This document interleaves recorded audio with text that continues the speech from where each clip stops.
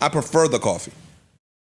What up, though? It's your boy Coffee back with another one. And yes, this is part two of the exclusive space that was not recorded that Ian was giving out. Yes, Ian Schwartzman, yes, the manager of the Joe Budden podcast, was giving out free game, was giving out great gems, was just giving out the blueprint of how to have longevity in the podcast universe. Start your Patreon, being independent, and just being consistent. So you guys give me y'all comments, y'all likes, and subscribe. Enjoy. Let's go. Part three coming up right after this soon. Salute. Year. And Okay. I've been Congrats. appreciate. I've been seeing like minor success. Monetize my YouTube, monetize my Twitter. I just started pushing towards my TikTok getting monetized. Congrats. But my question is, it's a two-parter. Okay. Number one, because we're talking about the future of podcasting. What I'm curious to what is the value you place on people who clip your content beyond the JBTV? Like, what value do you all place on people that clip your content and get like millions and millions of views? Yep. And I ask that because I've started posting, hmm I've had people, whether it be podcasters or rappers or whatever, I see a ton of your shit go all over the place, so I know. and yeah, they hit me, and some of them they ask, and I really don't. I'm like, yo, I don't even know what I would charge, what I should charge, what I would charge, but like, what value do you place on that? Good question, man. Um, I don't know if Joe feels the same exact way, but there's limits to it. Like our exclusive Patreon stuff, we do our best to make sure it doesn't end up clipped up all over the place because that we don't want to take away the value proposition for paying customers, and that's their exclusivity. However, in general, I think people clipping your content across all platforms is a sign of strong content. It's free marketing, and it ultimately drives awareness to the brand that you're building. I think it's like one of the fascinating parts of the internet that gets so underappreciated. Like the fact that a fan could clip something of yours that has very little or modest amount of views or interaction, and they could serve it to a different audience that doesn't subscribe to your stuff, and then it goes viral, and now all these people know, oh look, Caleb made this content about so and so. It's free marketing. I think it's invaluable. It's priceless actually, and if you don't have that, to me that's the indicator that certain things aren't really working for you. I think you should only be afraid of it and or concerned about it when it's not happening.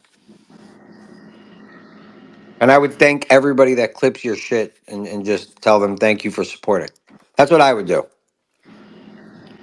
Yeah, that's a bit. I had, well, first off, appreciate that. Yeah, I had somebody to actually clip my own YouTube, and they went crazy on TikTok, Yeah. and that's when I learned, oh snap, there's an audience there too, Yep. and so that's why I started posting on that side of it too.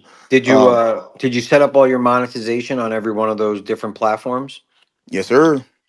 Okay. Yes, Well, sir.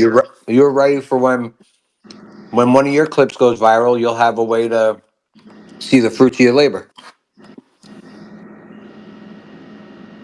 That's readiness. I like to hear that. There you have it. Um, I thought Dub had his hand up. hold up, go ahead. Yeah, Ian, I just wanted to ask you, how would you say a person's Patreon should look? Mm. It depends what kind of show you have or what kind of network you're running. If you're Uh, let's say I make blogs, not podcasts. No, because I mean I do pods, but I'm just saying like let's say because I don't want to do podcasts again. I feel like I'll be honest. There's too many people with podcasts, man. But anyway, that's go ahead. that's not going to last for long. I told you half the market will be dead by in the next 2 months. So desolate. Hmm. Yeah, but I mean not just the content. I mean like, because I'm on a Joe Budden's Patreon When right should now. you post? Well, not that, not just when should you post, like, because you said that you should give your subscribers a lot of stuff and incentives and stuff like that. And I'm like, I went to the shop and I was like, dang, I never seen any really no merch on here. And Yep. I was like, do you think that you guys should have more merch in the shop area for the customers or something like that? I mean, I think so. That's my opinion. But like, why you guys don't have merch in there? That's a good question. I would say for us, merch has been a struggle because we could easily put out a ton of merch, but a ton of merch doesn't necessarily mean it's all quality. So Joe likes to lean on the side of if it's not something I would wear myself, I'm not going to offer it. Mm. And that doesn't mean price point. I'm just talking in general about design, aesthetic, quality, like those categories. And I respect that. So even if less is more, um, yes, we may not have merchandise up there now, but we have been designing flagship small collections and released a couple of them this year, which you guys saw. But until we have a nice bundle of items that we consider always on pieces of merchandise that we're proud of, you're not going to see anything there. We're not just Yeah, going to throw I shit. was thinking of stuff like a hairspray, like you know how you had like the how you was coloring in your hair, and you have like a hairspray that said like the Ian and Mark show on it or something like that. That's Yeah, actually funny. like just this shit like that because like you know I got like I do the radio show with Maymuna and I got the Can't Dub Us Amazon link and I just put things in there that you know I talk about like a body pillow or whatever, like things that we talk about you know I like randomly, and I that. was like yeah. You know what I'm saying? So I was like, the pod should do shit like that too. I think that would be cool for the people that's listening in. I like because there's nothing in the shop to buy but an episode.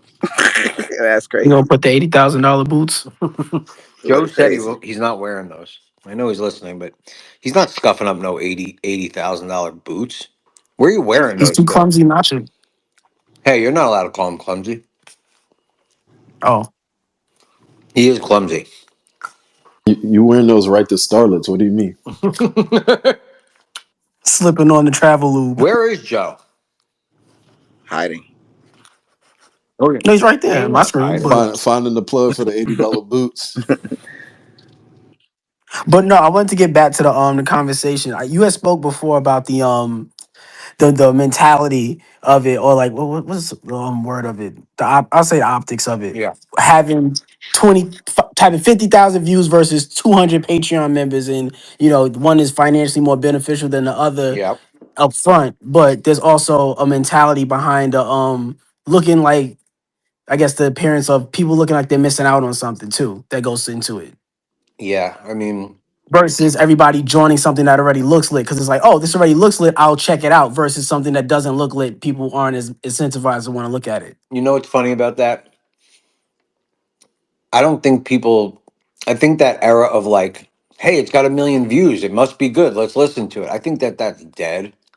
And I think it's dead as it applies to viral content too.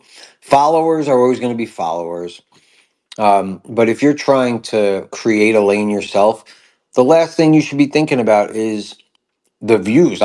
As somebody who navigates through business and creative, I find it a little bit disheartening that all people give a shit about is the views, the streams, because in order to actually create something significant and acquire audience that really wants to take the ride with you, you have to put some shit out there that's transformative and ill and something people really want to be a part of. And that task in itself is far more taxing than trying to catch an algorithmic motion and get something to go viral. Like if you're basing your whole business model off of if it looks like I have a lot of views, more people will join, I think you're setting yourself up for failure is all I want to say.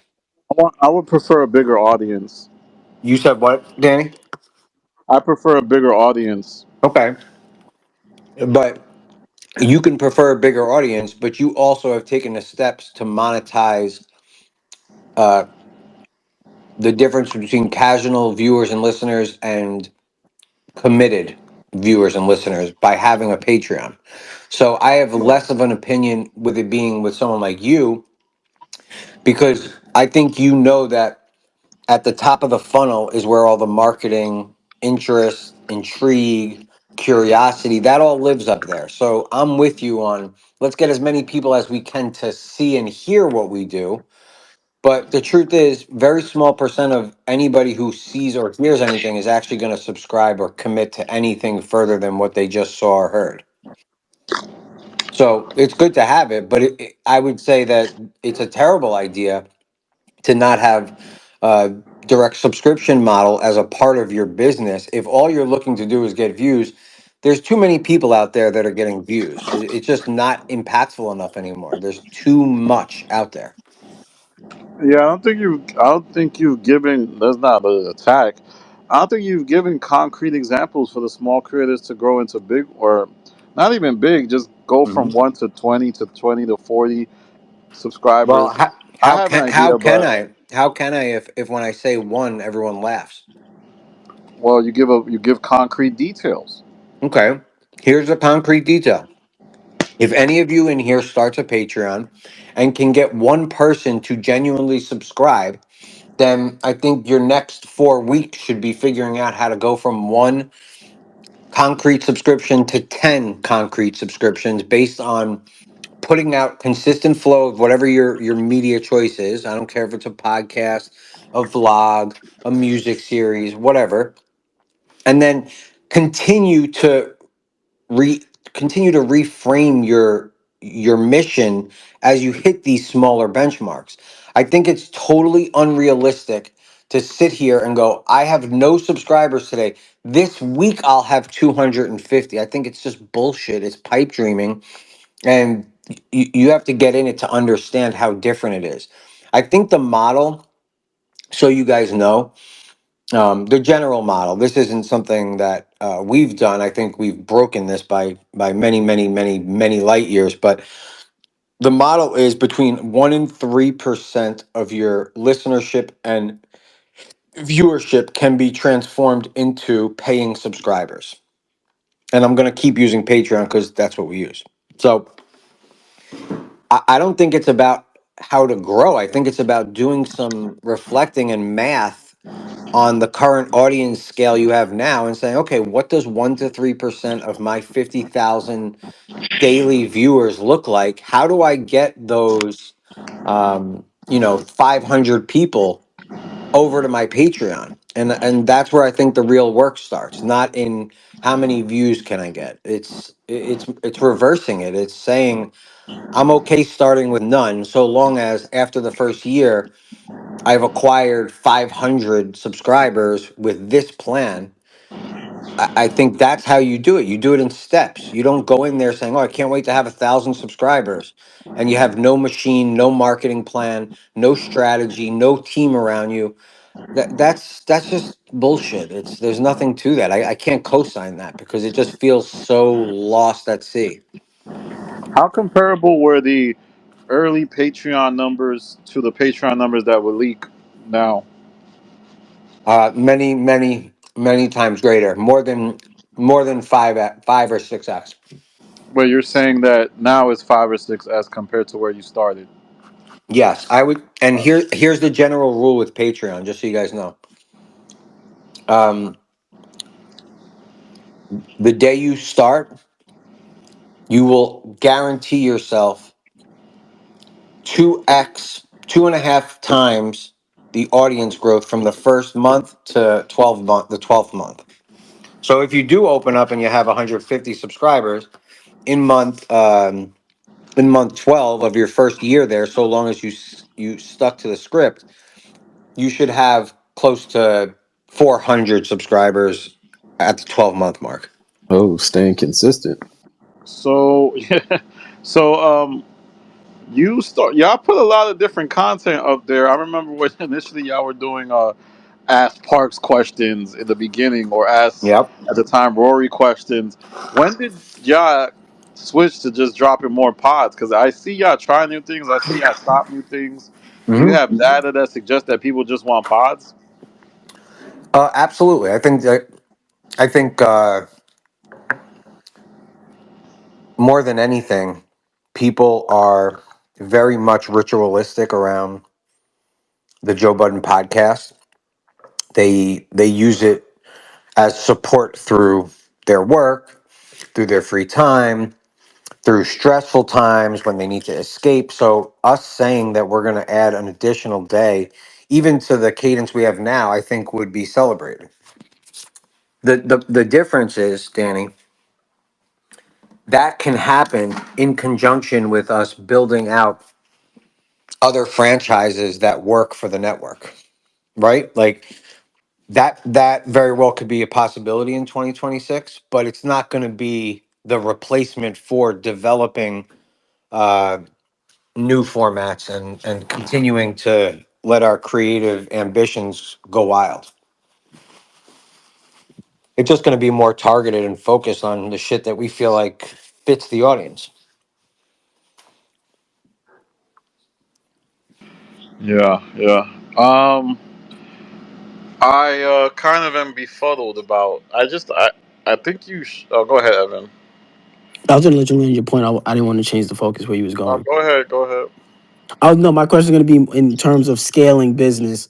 Mhm. Like as you grow as a business, you want to scale it. Like you said, you increase the amount of videos you do. Maybe you increase the tiers, Yep. not the either the price point of the tiers, or you increase the amount of tiers, Right. things like that. Like, what is like the mindset of like, okay, it's time to start scaling up? Because I'm only saying that because I just bought my favorite seafood spot and it raised up $40. I'm like, these niggas scaled up. Like, what's the mindset behind scaling up a business?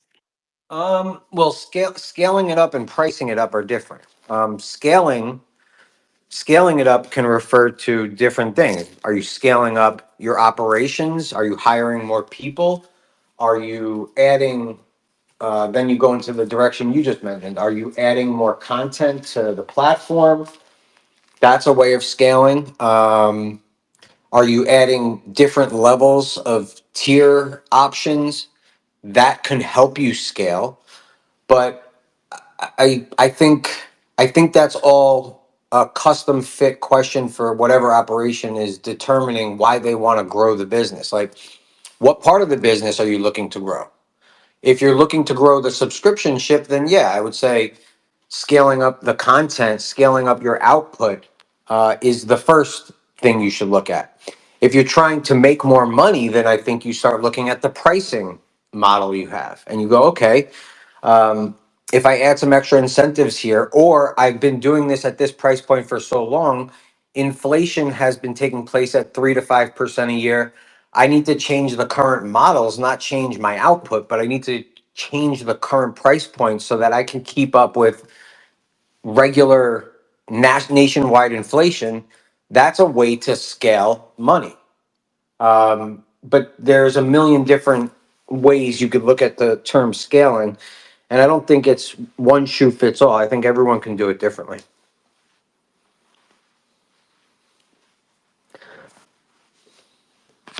This is a good one. What about people? Because Alex and Savon talked about this. The idea that you need to have high quality content. Yep. So Alex and Savon were saying, "Oh, we essentially what they were saying. We thought we needed to have high podcast like values. What's stopping y'all from uploading you on your phone with Joe doing a phone call in the middle of the night? Like, what's stopping y'all from doing stuff like that?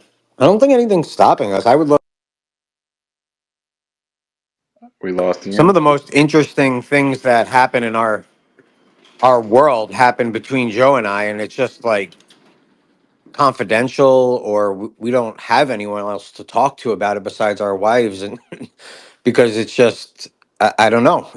It feels like maybe it's too much information. I happen to love sharing those kind of things, but there's implications in sharing it.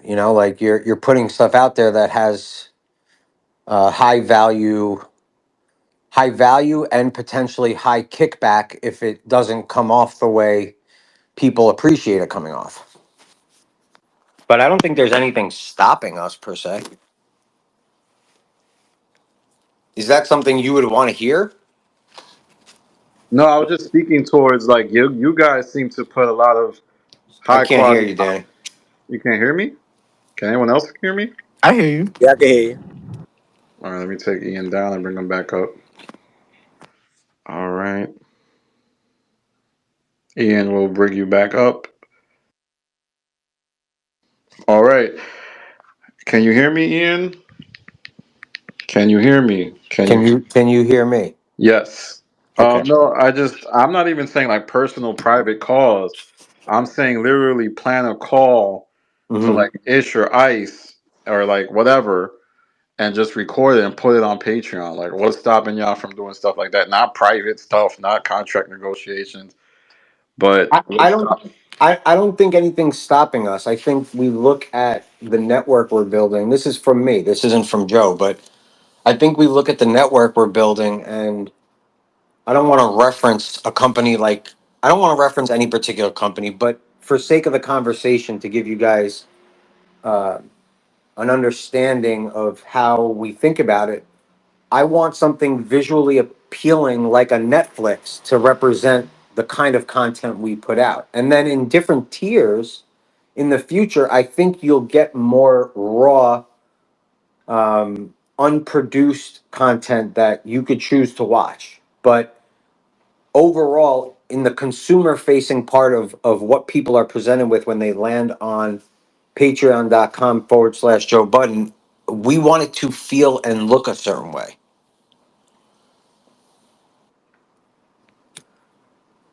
okay. Well, I think that's kind of where the need to know may have stumbled because they were afraid to not put anything other than high quality podcasts up. But we keep trying to bring people up, but they keep getting knocked down. I don't know what's going on. Twitter's glitching. I mean, Joe's up there. Why don't we see what Joe's doing? Joe has not spoken. He seems like he's being quiet. I don't believe that. Joe? I mean, this is such a great space. I mean, you always breaking it down. I was just listening, soaking up knowledge. Okay, well, look at that. It's picking up some gems. Free game.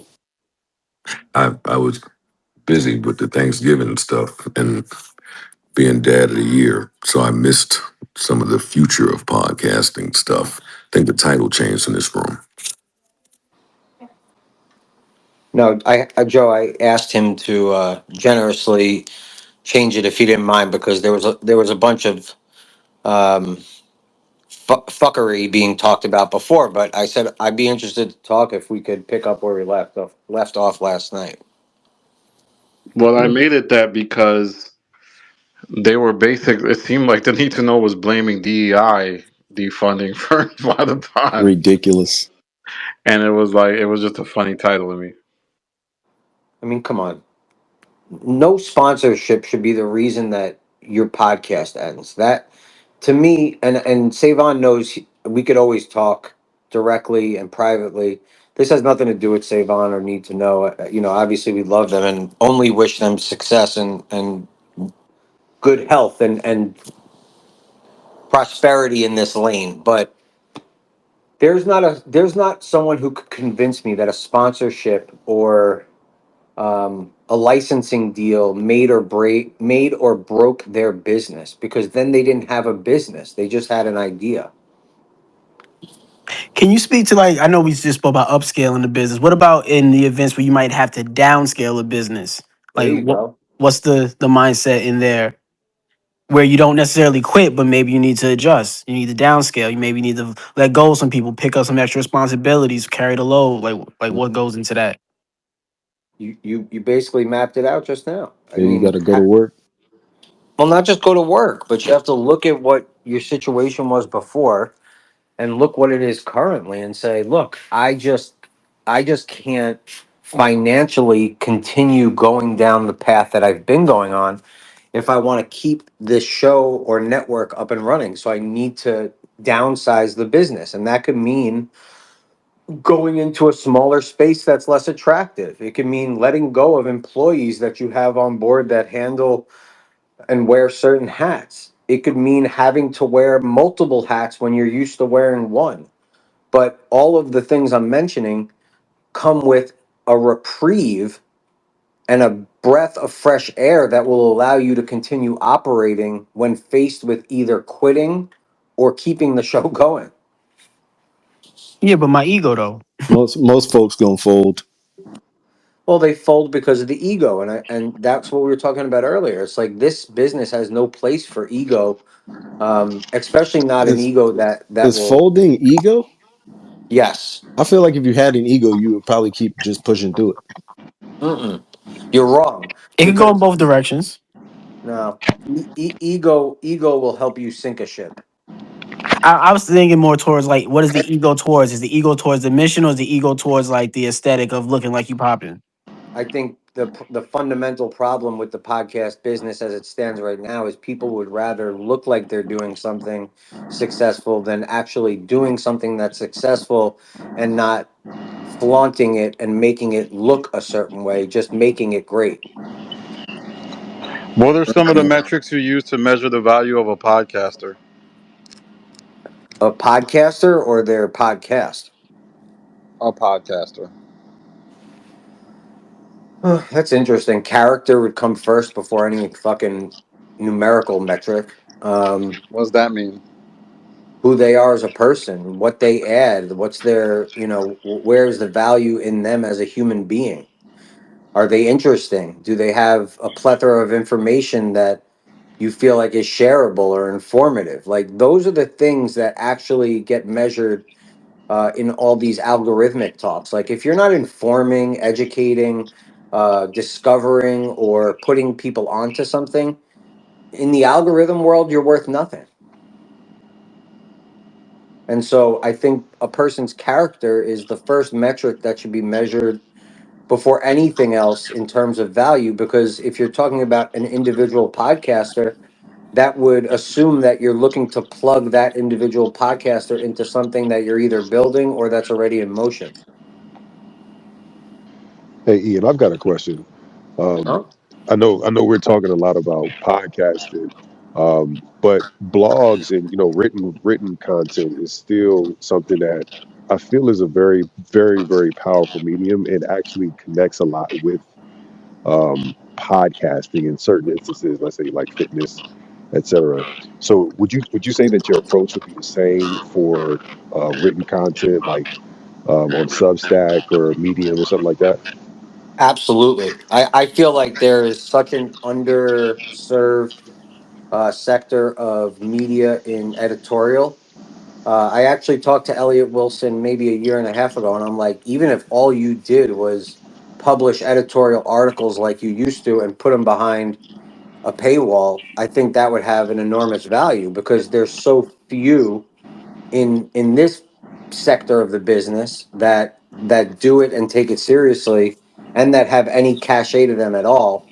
The fact that someone like an Elliot or even you, right? Like if you feel like it's something you're passionate about, I think there's such a big marketplace for it. Some people are readers. They're not people that like to watch videos or listen to podcasts. And I think the same rules apply here. You don't need to go to a news outlet anymore and let them give you $100 to write an article. You can have 10 people that like reading your article and will pay you knowing it's coming out twice a week. They'll pay you a subscription fee, and then you don't have to worry about being a freelancer in the marketplace looking for one of these blogs to pick you up. I think there's been no better time to explore those kind of options than there is today. For sure, for sure.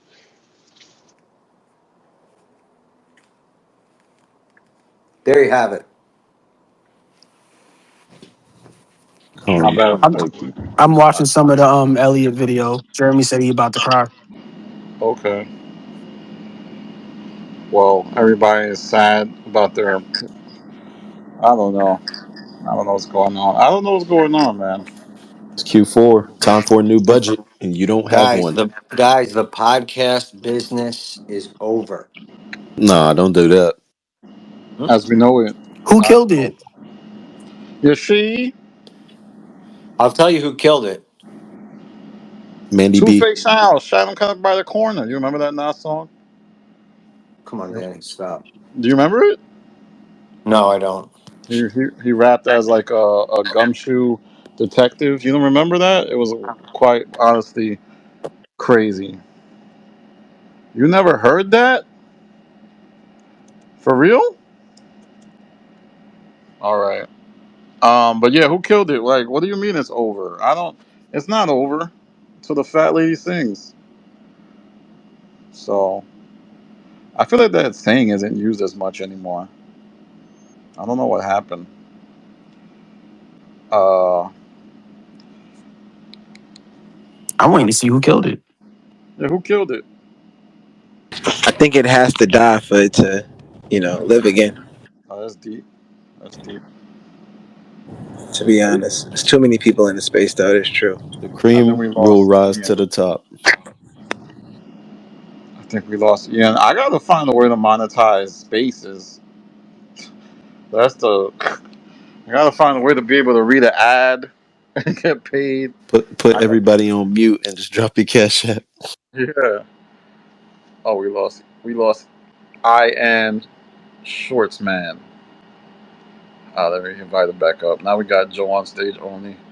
Joe is on his raising a kid stuff, so we're not getting. Who's that? Coffee?